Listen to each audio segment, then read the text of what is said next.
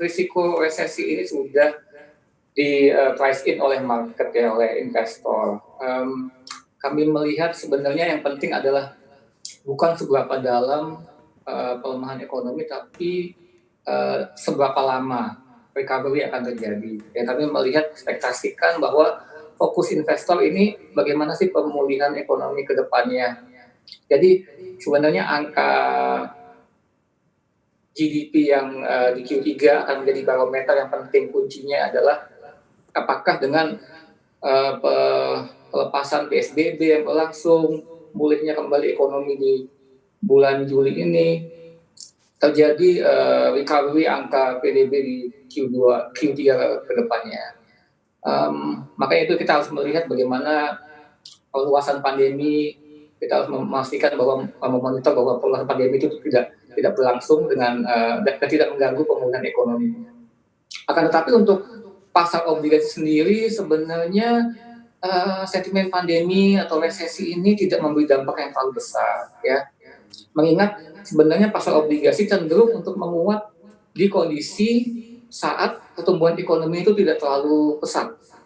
Jadi ekspektasinya adalah tren penurunan suku bunga masih akan berlangsung, dan harapannya adalah dengan adanya stimulus dari bank sentral dan pemerintah, itulah yang akan memberi peran lebih besar kepada pasar obligasi kita.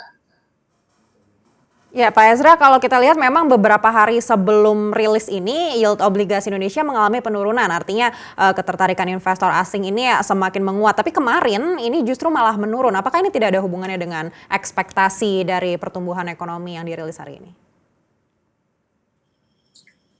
Kalau kami melihat sebenarnya penurunan investor asing itu bukan berarti suatu hal yang negatif. Kenapa? Karena berarti dari sisi investor lokal itu malah menaikkan alokasi investasinya.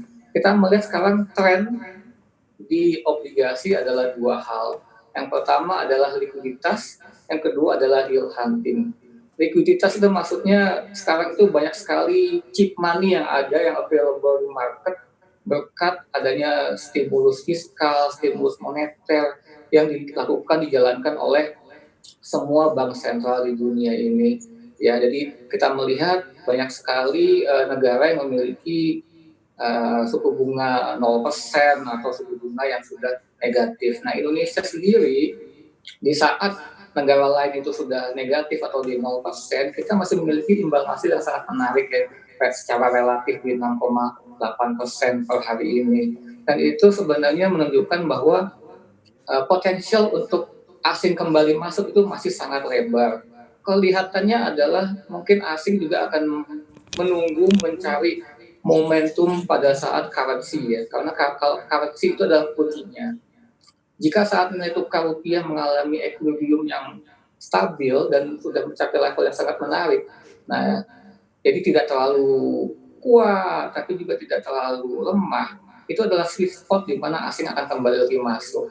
Dan kami melihat ini adalah momen-momen pada saat-saat bahwa asing bisa kembali lagi masuk. Kita melihat walaupun dari sisi kepemilikan asing itu belum banyak naik, akan tetapi in percentage ya, sekarang asing itu memiliki sekitar 29,5-an.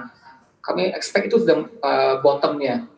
Jadi kedepannya adalah asing itu akan menjadi katalis dan barometer untuk menjadi penurunan pasar obligasi kembali.